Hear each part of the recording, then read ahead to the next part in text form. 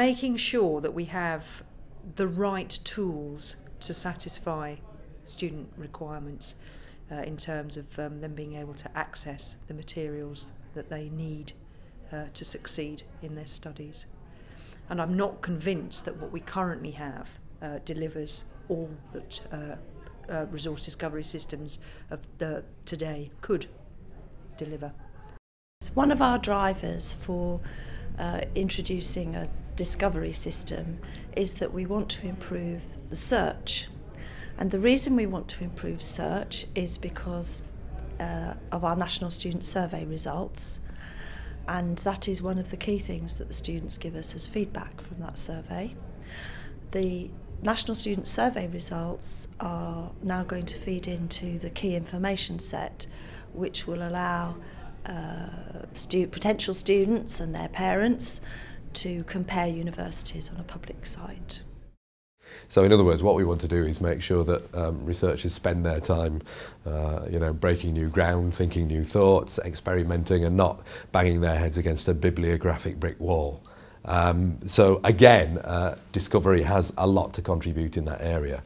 Part of making researchers effective is, of course, providing them as readily as we can with the resources that they need. So part of that is about just subscribing to a reasonable breadth of collection, and part of that is about working with publishers to achieve reasonable deals. But certainly in the social sciences and humanities, another important part of it, and this is where resource discovery comes in, is making sure that they are aware of everything we can possibly make available to them in our university libraries. And that may be rare and unique items. It might be items that have been digitised and maybe don't currently feature on COPAC. Or it could be just making them aware of which libraries have particular collecting strengths in which areas, which is another area where obviously the particular project that you're working on at the moment can contribute to. Well, I think the resource discovery tools are going to be vital in actually driving usage of our resources.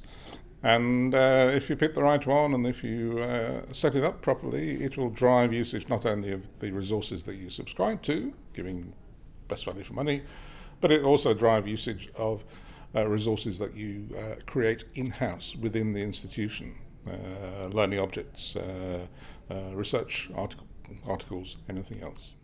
One of the things that I think I did say it, but I really am concerned about this business about bringing together both the stuff that we buy and therefore showing really good value for that, and then the stuff that we create. And it's very much the stuff that we create in the university, whether it's our digitised special collections or our research outputs or our research data management, and that there is actually it is something that can be looked at all together. And that, I think, is the big win for us. And it's what we've been talking about for a long time, but it kind of is more in grasp now. The key issues for me around discovery, I think, are that we need to recognise that the world is not flat. I think as we've moved into the digital information field, there's probably been a feeling amongst librarians that just sticking a simple search box on the front of their website and letting everybody access everything through that is doing the job. The analysis we have is a bit different in the sense that when you actually ask academic staff what they value about libraries, you get rather a different answer to when you ask them about what they need. And I think some of the things we've lost in the digital world are about that intermediate layer, which does a lot more to explain what collections are, what benefits they have, what provenance they have, particularly because the internet has all kinds of things on it, but a great deal of it has no provenance and questionable quality. So I think there's a real challenge to us to actually put a layer of discovery services back into this, which help give people stronger ability in kind of digital literacy and getting to the things they want. Well, there is one thing I would like to see happen in the UK, and that is I think we need to develop a national view of all our digital resources, all the material that's available in open access, all the material that we're digitising from our galleries, from our libraries and from our archives, that would be a national portal. We don't have a national portal for digital content at the minute. It means that it's a one-stop shop. Your user only has to go to one place to look to find what they're looking for. And then, if we had that national portal, the metadata and indeed the full text could be ingested into Europeana to form the UK's contribution to a European view of our digital heritage. Some countries in Europe are already doing that. The UK is not. I think we're behind the game there. So that's what I'd like to see in the next 5 years. Well, I'm going to make the assumption that we're all going to be more pushed economically to actually get more value and more access to this wide audience that we're talking about.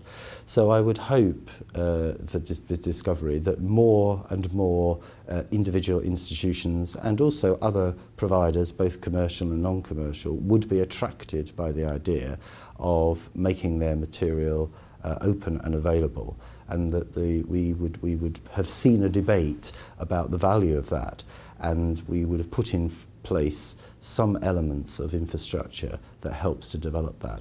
That at the moment is quite an open issue. There are many players in terms of what might or might not be the infrastructure, and there are many areas where people have quite strong views that they should be in control of the way in which material is presented. So I would have hoped that that would have been resolved, and in some sense the UK would have a sense of where it was developing in that particular area, and have something which, for want of a better word, would be branded in a way that users in a wide different audiences would understand and would be ready to use.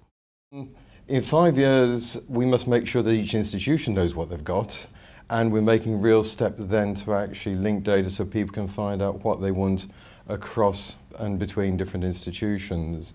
Like most organisations, my own library has got some items which we don't have fully exposed. We're working very hard to make them visible, but if the people of Scotland are truly to get take advantage of the whole network of libraries and other cultural and learning bodies, they need to know what's available everywhere in Scotland, and then the UK, and then the world.